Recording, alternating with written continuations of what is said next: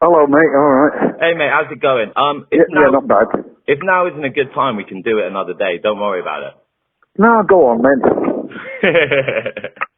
Okay, wicked. All right. Okay, so firstly, I'd just like to say thank you for taking the time to do this. You're all right. Okay, so John Cooper Clarke, also known as Johnny Clarke, the name behind the hairstyle, and the Bard of Salford. You're a poet, a performer, a doctor. That Bard of Salford. The Bard of Salford. Yeah. Is that B-A-R-R-E-D? No, it's B-A-R-D.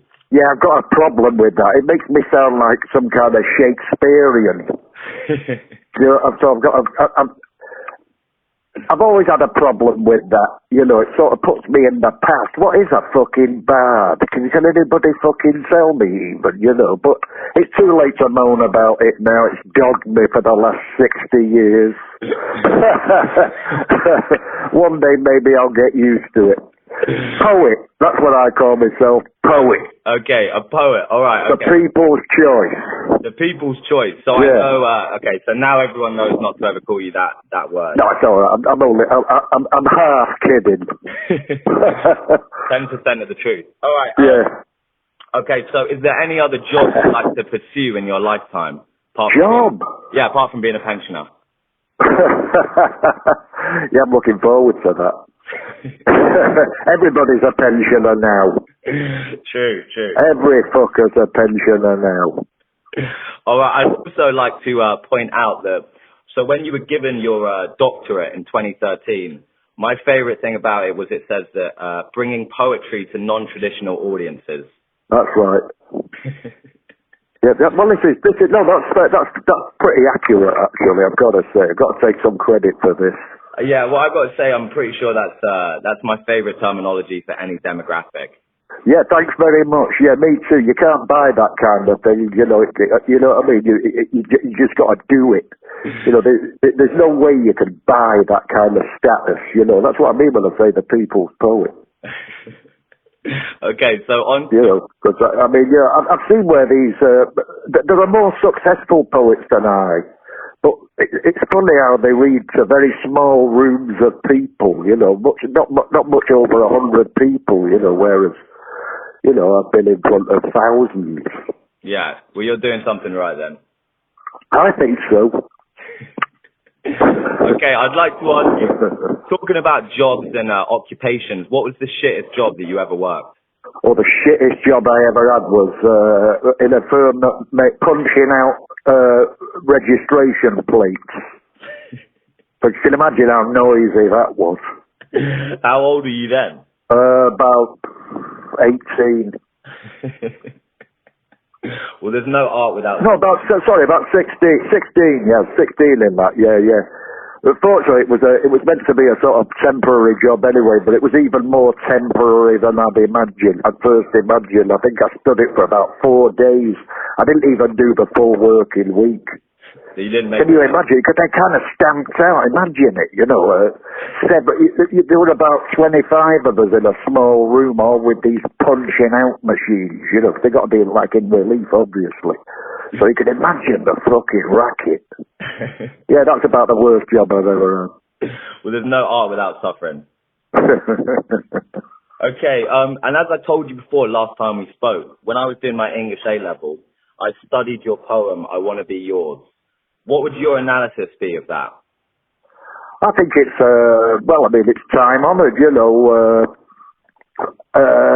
It don't do to overanalyze any poetry, I don't think, but that's, you know, it's pretty obvious what it's about. It's sort of relegating myself to the status of a commodity for the benefit of the objects of my desire.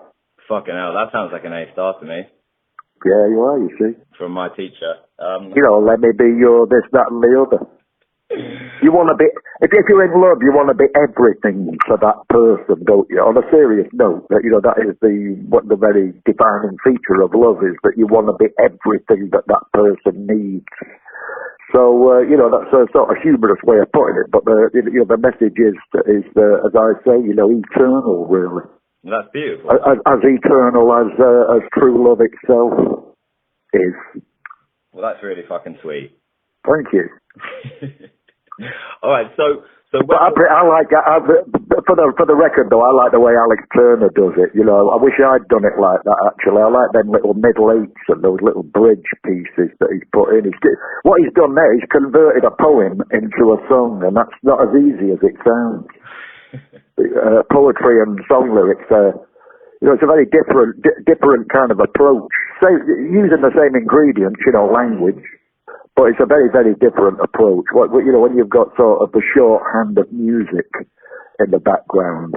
So in that regard, if you're saying that, then do you think that you've ever written a song, or do you think that everything you've done, all your recorded work I'm talking about, do you consider that to just be poetry over music? Yes, I do. Yes, I do. Yeah, very much so.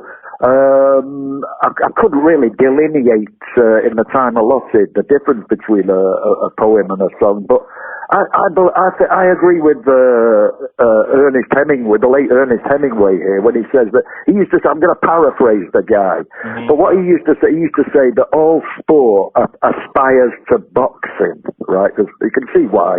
The perfect adversarial situation, one mano a mano, toe to toe, trading blows. You know, it's the simplest and most, you know, easily understood competitive sport there is. And, you know, it relies on physical fitness, you know, agility, mental and physical agility. And, you know, it sort of utilizes all those masculine qualities. And so just as he says that all sport aspires to boxing, I would say that all art aspires to poetry. And it's very important to bear this in mind, because unlike all the other art forms, poetry is the easiest, the most inclusive of all. You know, you don't have to be able to paint. You don't need any special equipment. You don't even need to know very much. You know what I mean? You just got to have a kind of certain approach to matters of the intellect and, you know, the use of language. And, you know, it's a perfectly pure art form. And unlike all the others, you know, painting, music, you don't have to learn an instrument or anything like that. You can just start straight away with poetry, whatever age you are or whatever stage of literacy that you've arrived at, you can write poetry. And even if you're dyslexic or something like that, you know, you can sort of record it, voice record it, you know what I mean, like the rappers do. Yeah. And I'm not saying that rappers are subliterate here or making any aspersions of that nature, but do you know what I mean? There are several ways of recording poetry other than simply writing it. I know. Yeah.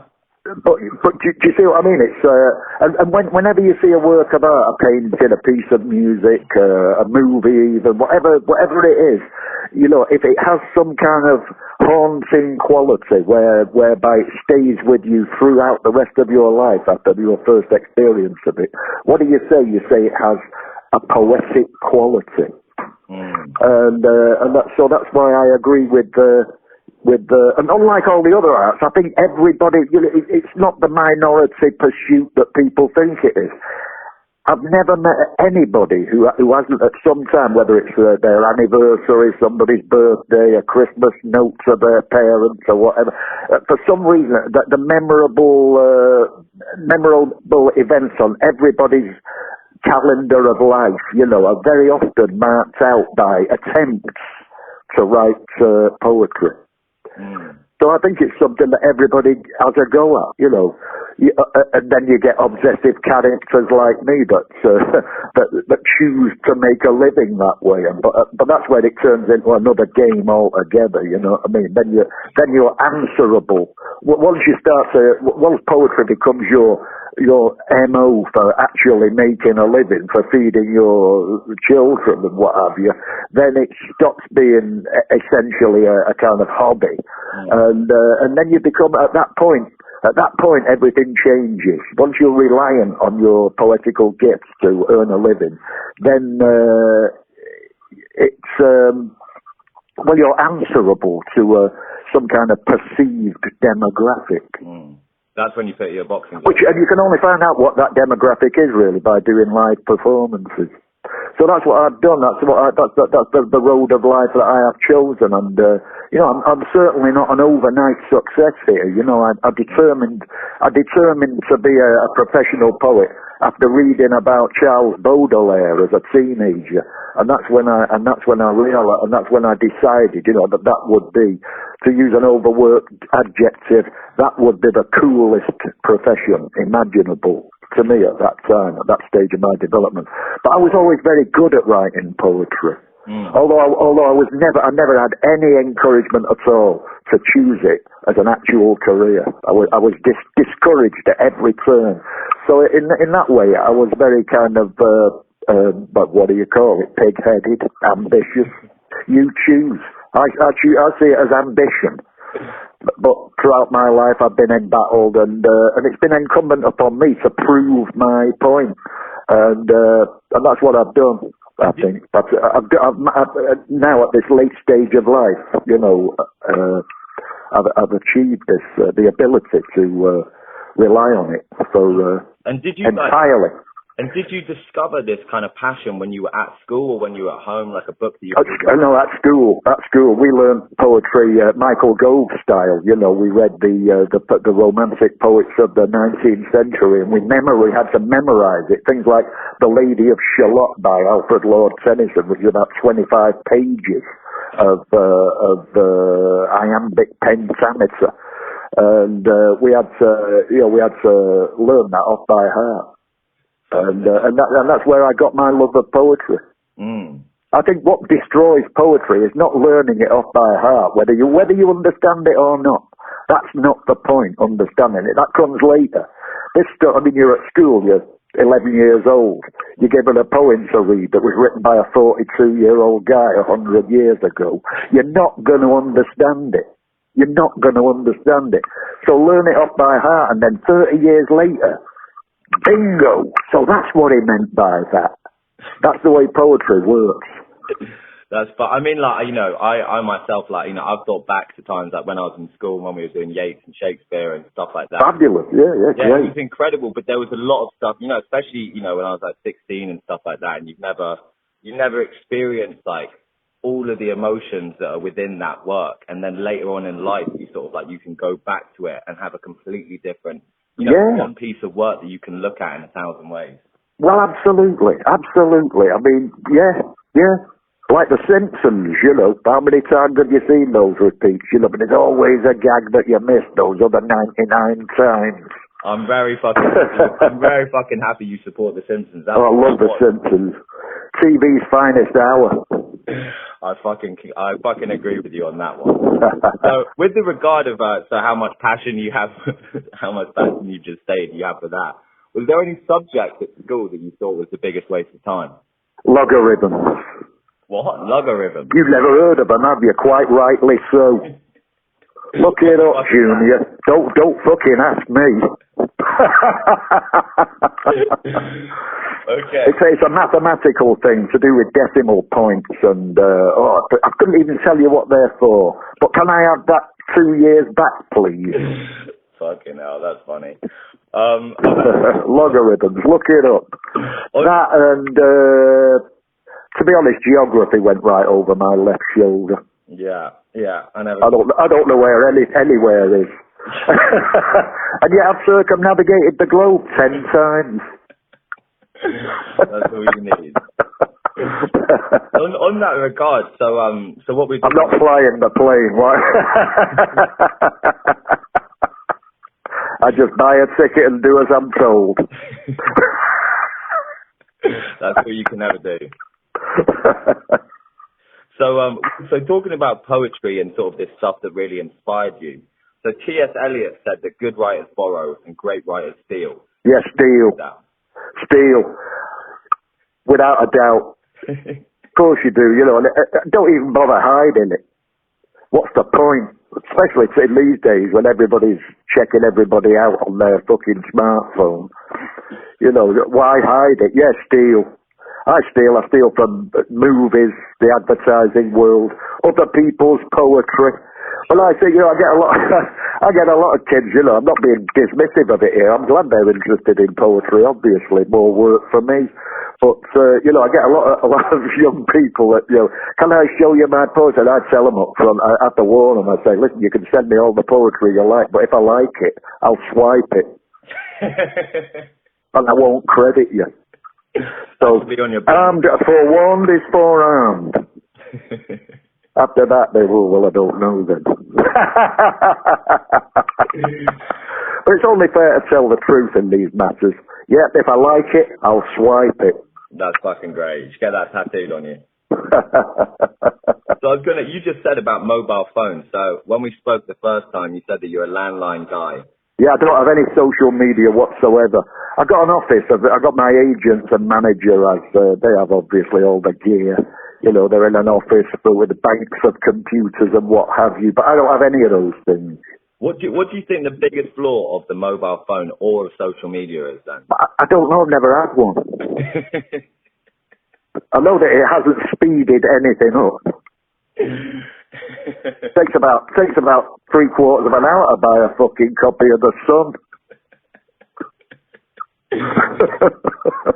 All right, okay. Going back quickly to the first time we spoke, I just wanted to say, because I thought this was I wrote this down, so I actually misquoted this. So I'm going to paraphrase it, but I said that John Cage said that when something is finished, it is dead. And you said that artists don't finish. So it ain't finished. Yeah. It ain't ever finished. You can always tweak it. So it can always be improved. You said that artists don't finish. Abandon it. You abandon it. Yeah, that's right. No poem is finished, only abandoned. But I have to say, even the stuff I've got in books, you know, I have to reiterate it in my shows. Obviously, people come to hear me do that stuff that is in that book that they've just bought. Obviously, I can't leave it alone even then. You know, I realise on the spot, before I even have to think about it, I just do a line differently and just mental note. Always do it like that from now on. So how did you come? Like, what was your first gig like? It was emotional. Yes, my first show was at Bernard Manning's Embassy Club in Collyhurst, North Manchester. He's a long dead northern comic. I'm sure you've heard of him. Ask your mum and dad. Yeah, I'll ask my mum. He was a folk devil in his time. You know, he was very politically incorrect. Even then. Even then, but it was that when political correctness actually didn't exist, he was politically incorrect. But he was the first guy to give me cash money for doing what I do in his club, which was a cabaret joint, you know, full of filthy comedians, the usual variety of cabaret acts. And did people react? Exotic dancers and what have you. Did people react? Did people react to it? Yeah. Did people react to it immediately, or was it? Not really. To be honest, it was quite dispiriting in a way because, well, first of all, you know, when Bernard Manning, it's a really tough neighbourhood, Collyhurst, a tough working man's club, right? And when I asked him to give me a chance, you know, 10 minutes to do a few of my poems, which were then just basically kind of parochial stuff about Manchester, places that everybody would know in central Manchester, and things like. Well, the one I introduced myself with was called Salome. Salome about like Strictly Come Dancing. It was a Mecca dance hall, the Ritz. And now it's a rock venue. Elbow have just, in fact, released an album recorded live at the Ritz with this very poem on it. Oh, cool. That Guy Garvey doing his rendition, an imitation of me, actually. And it goes down very well. It's a live album. But the Ritz, it was a Mecca ballroom run by Mecca, which was a chain of ballrooms up and down the country. And they also used to organise the Miss World contest as well, the owners of Mecca. But anyway, that's the history of the place. But you know, when I approached Bernard Manning for can you give us a chance, Mr. Manning? You know, 10 minutes. But I wanted paying. You know, this is the thing. I've always wanted paying. So he says he says to me, they don't like poetry here, kid. Half of them can't read. So I said, well, they'll like my stuff, Mr. Manning. It's not fucking Shakespeare. Yeah. So he said, well, give us a demo. So So I isolated a particular verse that I knew he'd like because it's, well, I'll tell you why, you know. A fight breaks out on the dance floor. This is years before Sophie Ellis Bextor.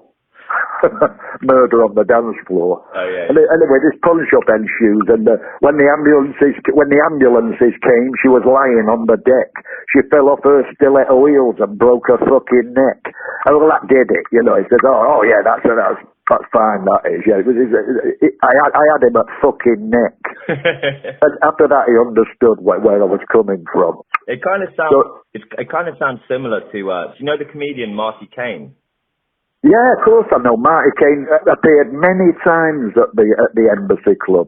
Oh, fuck! Many times, yeah. I watched about a year ago a film with Maxine Peake called Funny Cow, which is all about, it's like loosely based on Marty Kane. Marty Kane, yeah.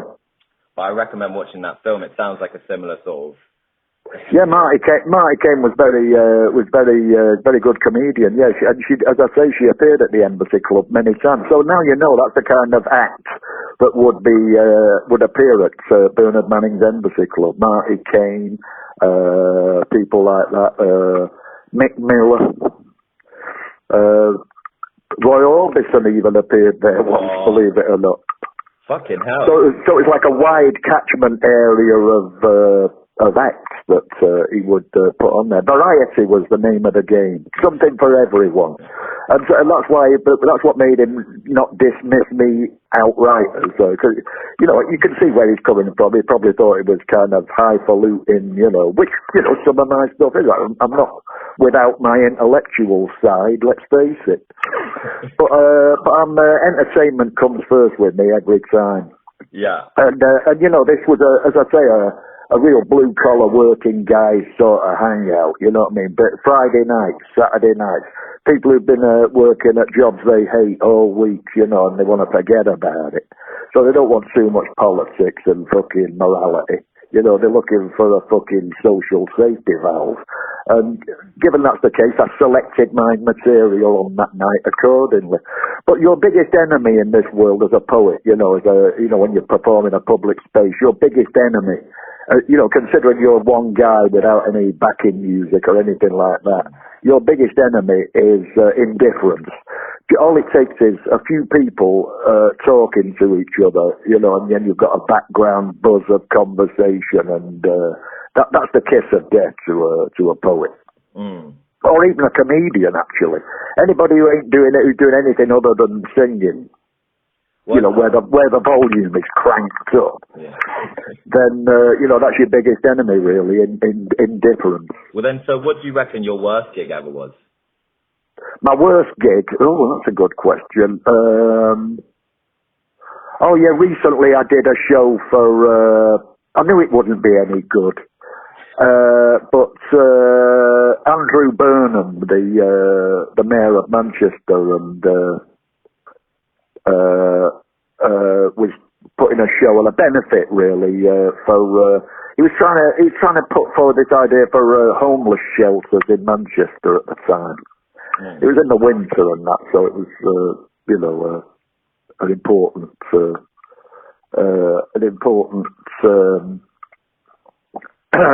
subject.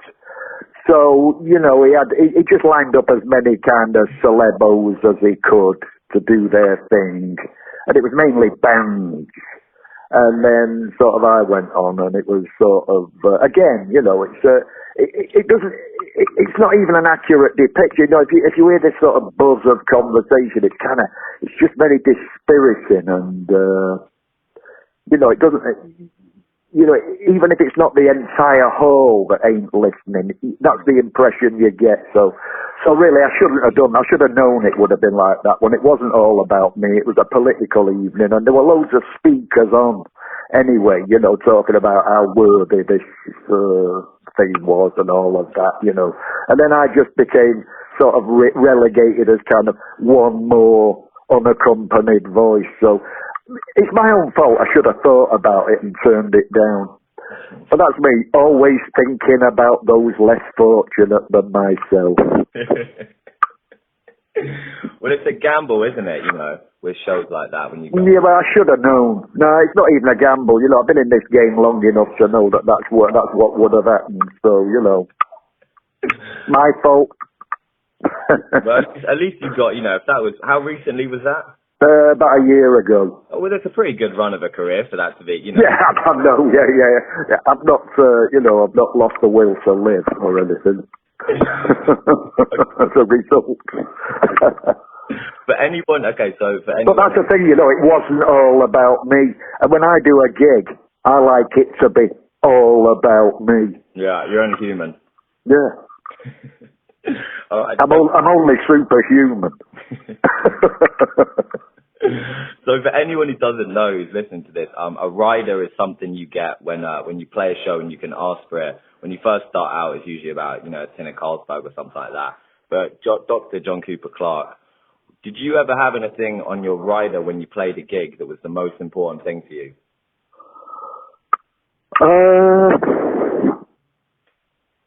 No, not really. By the time I do a show, I'm usually eating. So I don't really care. It wasn't like a pair of socks or gin and Fever Tree tonic. Lovely. That's it, really. That's about the only ice and lemon.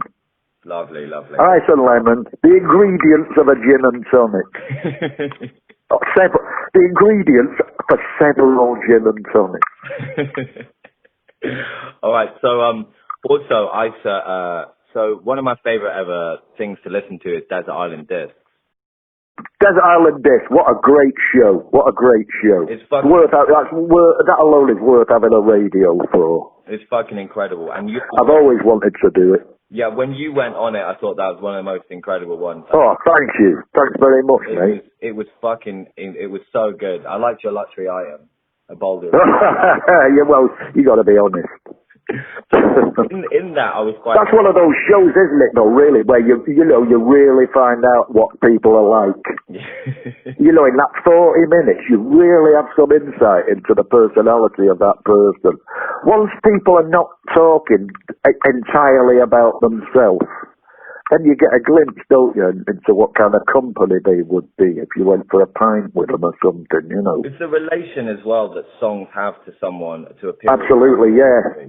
And yeah. What was interesting about yours, and this is something that I'm quite obsessed with, and my girlfriend in particular, was that your song that you picked as your favourite was "How Great Thou Art" by Elvis Presley. Yeah. And I would like to ask you, this might be a bit of a weird question, but what do you think it was that made Elvis so iconic? Oh, crikey, now you're talking. Well, iconic is a word that's overused these days, but it really fits with Elvis, doesn't it? You know, that face, that voice. Where do you start? I mean, if somebody told him, that's superhuman. Because I was watching, so when I was in quarantine, I was down in Somerset, and I was watching a documentary on him with my girlfriend. Hang on a sec. Go on, sorry. And we were watching a documentary on Elvis, and I was with 3 girls, and they were just saying about, how attractive he was. And I was like, but what is it? And they were like, it's just the eyes. Oh, sensation, everything about him, what a fabulous looking person. And, I haven't got a homosexual bone in my body, but blimey. I mean, he even married a chick who looked like him. And that's the thing about beauty. That's the thing about human physical beauty is that it's not a matter of opinion, We inherit our ideas of beauty from the ancient Greeks, don't we? And that is, I once saw a TV program where they took, it's about the dimensions of the distance of the hairline to the eyebrows, from the brows to the cheekbone, from the cheekbone to the jawbone, from the jawbone to the chin. And if those dimensions are right, you're a beautiful person. Most of us don't settle down with that. There are very few of these people, very, very few beautiful people. Plenty of people are attractive, but beauty is a tight brief, And somebody once took the dimensions of Elvis's face and then took them to a face of Brigitte Bardot. And, they were identical. The measurements were identical. Really? So beauty is beauty. physical beauty is physical beauty, and Wow. you know that's what he had. And you look at Elvis's missus, she looks like him. So their daughter looks like him as well. They're like him and his missus and daughter were like the three most beautiful people on the planet. A super race in the making. So out of that question, all right, so you were born after World War II, and I won't say the date if you don't want me to. And I would like to ask you, what do you think one of the greatest and one of the worst things to come out of pop culture is? The greatest thing to come out of pop culture? Does that I've never been able to make my mind up about this, but I think movies. Okay. I think movies are probably the most perfect. What would you call it? It's not entirely art because it's made by a firm. You know, it's an industry. Mm. So I would say movies, but not. I know this is going to age me a lot, but you know, I think I like the days of the studio system. Mm. You know, pre-70s. What, like Joan Crawford and that? I like them. She's not my favourite, actually. I always found her terrifying. But she's good she's good for a couple of movies. She's good. I like her in Mildred Pierce. That's a terrific film. James M. Cain. That's exactly the kind of period I'm talking about. The output of RKO between sort of 1938 and 1955. Mm. You know, and that output there, you know, movies about, you know, regular people with a problem, you know, an identifiable, you know. Yeah, I think movies. Okay. But I like cars as well. I mean, what we talking about? What we talking about? Pop? When you say pop culture, do you mean like? Does that fit movies? Yeah, it does fit. I mean, you know, when it comes to stealing, when we're talking about stealing lines for poetry, you know, there is no greater reference to me than Hollywood Golden Age movies. And coming out, so this might sound a bit over the top as well, but I am, especially like, on the subject of previous. I'm actually sorry to cut in, but I'm proving myself wrong here. That's soliloquy in Taxi Drivers. That's the soliloquy in Taxi Drivers. Sensational. You know what I mean. Someday a real rain's going to come and wash these streets. Oh yeah. Every night they come out. The buggers, the fags, legal. Yeah. You know. Yeah. Oh, great, man. Yeah, I think that's sensational. And it's all made all the more poetic because the music behind that, you know, is by Bernard Herrmann, the guy who did all the music for Hitchcock's movies. Really? And the day he'd finished scoring that incidental music for Martin Scorsese, he died. Fucking hell! He died on the day he finished it. Jesus! But what a great piece of music! You can hear it now, can't you? The music underneath that. You know where he's driving, looking at the streets through you know what I mean. And I said, there's the thing. You watched that. I watched that when it came out, obviously, and I've seen it several times since. But more and more. Travis, when I first went to see it, I thought Travis was the problem. Yeah. But in fact, he's a hero, isn't he? Mm. He's the hero of the movie. It's such he rescues the child prostitute, doesn't he? And Joni Foster in 14. Yeah. Do you remember? He gets a letter from her parents, doesn't he? Yeah. We can't thank you. We can't thank you enough, Mr. Bickle. And all this, you may like to know that Iris is doing very well and getting good grades at school. Yeah. And she's putting this all behind her now. You know, and all that, you know what I mean? So he's unequivocally the hero. Is that the kind of hero you're going to be in your book? It's a bit more cerebral than that, you know. I'm not quite so proactive as Travis. Okay, so going back to Desert Island, when lockdown, like Corona, happened in the United Kingdom, I started listening to Desert Island Discs a lot more, and I looked into it, and I found out that it was created during World War II. As Roy Plumley. Sorry? By Roy Plumley, yeah. Yeah, as a way to sort of spread optimism and sort of give hope, and that was like Yeah, they used to do that. They used to do that, the BBC, yeah, spread optimism and... What happened? What happened? I was wondering if and this might seem hard, you know, now the sun's out and fucking every person in London and over the country is probably outside. But did you? I mean, I know sort of like you were born after World War II, but when you actually, the shooting had been stopped for quite a while. I know you don't want to give it a date, but you know. It had, but growing up at that time, do you know what I mean? Like with what I understand, like the rations and stuff like that. Did you see any similarities in sort of like, you know, COVID Britain with sort of like post-war Britain? I know you weren't. Oh no. I know you weren't born in the Blitz, but fucking. No. The nearest comparison I can think of to the well, is it a panic or is it legitimate fear? The nearest comparison I can think of was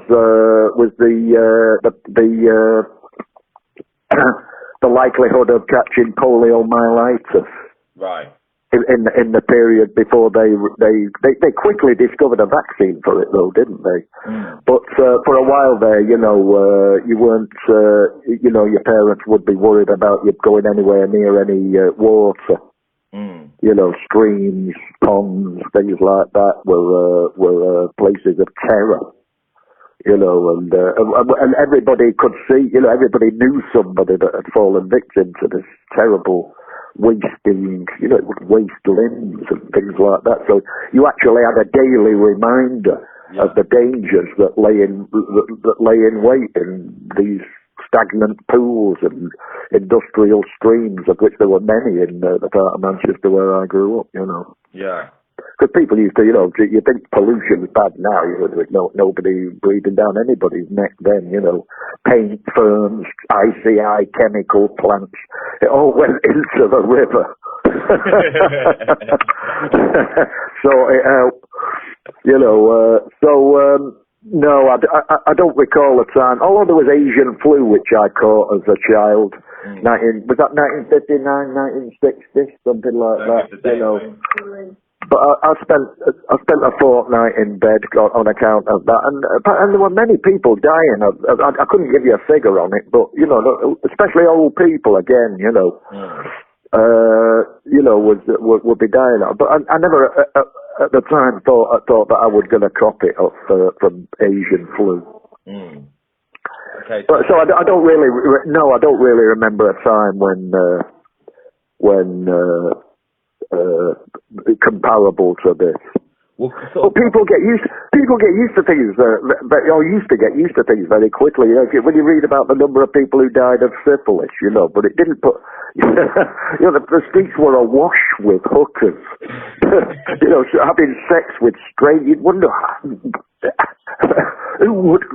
It's just too risky, isn't it? You know, and then a year later your nose drops off.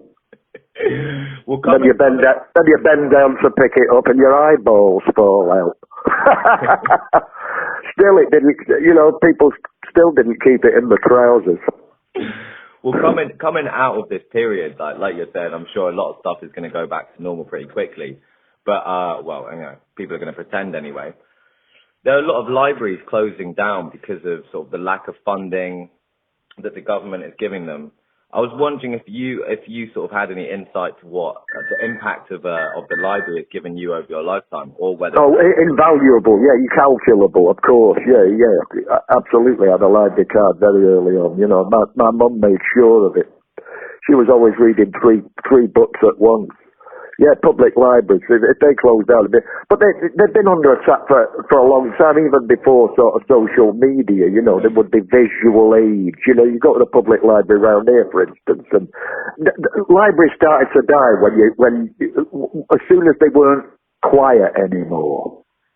You know, I mean, when I went to libraries, you know, rooting through the books, you know, if you sneezed, everybody would look at you like you'd committed a major fucking crime.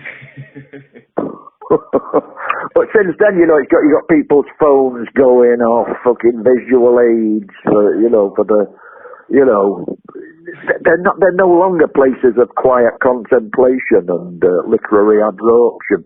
And I think that's when they started to die, around 1994. You know, as soon as people started finding alternatives to books, involving electronic noises of one kind or another. Well, what was the last book that you read then, apart from your own? The last book I read, that's a good question. What was it? Oh, Handsome Johnny. The story of Johnny Rosselli, the mob's guy in Hollywood. Cool. And before that, Jumping Jack Flash. Jumping Jack Flash? That's the Joe Jackson song, isn't it? No, it's the Rolling Stones. Right. But Jumping Jack Flash, it's written by a guy called Kieran Pym, and it's about a fella called David Litvinoff. Right. Is it worth reading? Yeah, very much so, yeah. Okay, so... It's non-fiction. I don't really read fiction anymore, you know. Yeah, gave up on that. Yeah, well, you know, there's only 7 stories in the whole world. All right, so this next question... But what I'm reading, what am I reading now, baby? What am I reading now? I'm writing, my wife's reminding me here that I'm supposed to be on the phone to my editor writing my book. And she's quite right. But the book I'm reading now is My Lunches with Orson as well. What, I'm reading 2 books. Yeah, but a guy called Henry Jaglin, who was a movie maker in the 70s. Cool. Part of that Easy Riders, Raging Bulls generation, you know. Yeah. Have you read that book? That's good. No, what, Easy Rider? No, Easy Riders, Raging Bulls. No, it's about the death of the studio system in Hollywood and the rise of the auteur. You know, people like Robert Altman and Martin Scorsese. Oh, cool. And Stanley Kubrick. Yeah. You know, the auteurs. I'll give that a read. I'll read all. Yeah, it's very good. You know, yeah. But as I say, I prefer. To me, that is the death of Hollywood, really. Even though there were some good films that came out of it, you know, there's something about the discipline of the Hollywood studio system that just produced better films, in my opinion. But that's not to say that Raging Bull isn't a sensational movie. You know, I mean, Martin Scorsese is, you know, fabulous. And what this next question might be a bit personal, but it relates to. I always like it because it relates to something that happened to me. So if it's too personal, don't worry about asking about answering. But in your poem "Twat," you mentioned scabies. Yeah. Have you ever had scabies? Yeah, well, I have. Yeah, long time ago. Yeah. But I mean, we used to live in when I was a teenager. You know, we used to get apartments that you would not be allowed to rent them out to anybody now. You simply wouldn't be allowed to. A teenager wouldn't be possible for a teenager to live in the kind of squalor that me and my friends were forced to live in because of our lack of funds. You know, no hot water, things like that. You know, everything on a meter. You know, you're putting 10p in a meter if you want to watch the telly for more than an hour. You know, and things like that. They wouldn't be, you know what I mean? So yeah, in one such apartment, we had to get it sort of fumigated or whatever it is, you know, disinfected. But everybody in the place, it was a shared apartment. 3 of us in a larger unfurnished apartment. And well, I got it as well. Yeah. Years back. It's dreadful, isn't it? It's I don't know what you have to do now, but we had to paint ourselves with this crystalline fluid. And avoid having a shower for 4 days. No, they've got a cream. And then do it again. You know, it took about 3 weeks to shift it. It took me about 2 months to get rid of it because it was like I gave it to our guitarist and then we went to Amsterdam, but you can't work out where you got it because the symptoms don't show up for 6 weeks. That's right. We'd been touring and like sleeping on floors and stuff like that, so there was no way to know. That's how you get it, yeah. All right, okay. So is that so? Okay, I'm probably only going to ask that because I know you should be writing your book and speaking. But is there any favourite? So you performed with bands like The Fool and Joy Division. Is there any sort of band that you remember sort of having the best time with on tour, or was just your favourite band to perform with? Oh, I loved going on tour with The Fool. I did it a hell of a lot. I worked a lot with Smithy, and I would watch them every night. They were a real happening band. Sensational. The real spirit of rock and roll was abroad there. Yeah, we got to play with them 3 years ago. Did you? Yeah, 3 or 4 years ago. Yeah, very sad when he died. Yeah. I knew he'd been ill, but even so, it was a shock.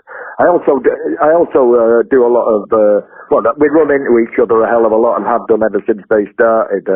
Very good friends of mine, the Alabama Three. They gave us so D Wayne was the one who named. So we're called Shame, and he was the one who said we should be called Shame. Oh wow! Yeah, great. Yeah. Yeah, they're full of good advice.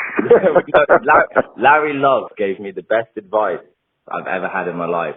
And the best what? The best advice. Go on, what did he say? Never trust a happy band. Very good, yeah. On that bombshell. Well, The Fall. The Fall. Yeah, they weren't happy. We started in Brixton at a pub called the Queen's Head, and that was their sort of local hangout. The Alabama Three. Yeah, sure, yeah. But, okay, The Fool, wicked. Okay, and so the last question, I mean... I love the Ramones, I'm a massive fan of the Ramones. Love them. Did you play with the Ramones? I didn't play with them, no, but I went to see them about 79 times. I love that band. I still listen to them now. I don't really play any punk rock at home, really, to be honest, but the Ramones, yeah. What kind of music do you play when you're at home? It depends what I'm doing, I play a lot of Sinatra. Nice. Yeah. You can't go wrong. Every day. Sinatra, Chet Baker, Ella Fitzgerald, Doris Day, Elvis, especially. Chet Baker, you should watch, he's got a film called Let's Get Lost. I've got it, obviously. I've seen that. Fabulous picture. Fucking incredible. Great. Okay, I'm going to ask two more. So what's your favourite breakfast? Well, the one I have now, a heap of fruit, some baked goods, brioche, croissants, pain au raisin, cinnamon swirl, not all together. Very good. Oh, not and. and a pile of fruit, and a pint of espresso coffee. Every day the same. What one do you think I'm an obsessive? But every day the same. All right, okay. This is the final question, then I'll let you go and finish your book, which I'm really excited to. It's called I Want to Be Yours, isn't it? Yes, it is, yeah. I'm really, really, really excited to read it. But I was going to say, last question, is there any advice you'd give to someone writing poetry or who's starting to write poetry? Leave it up to the experts.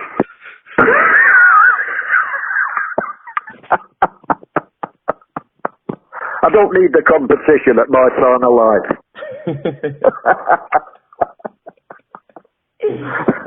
That's the perfect answer.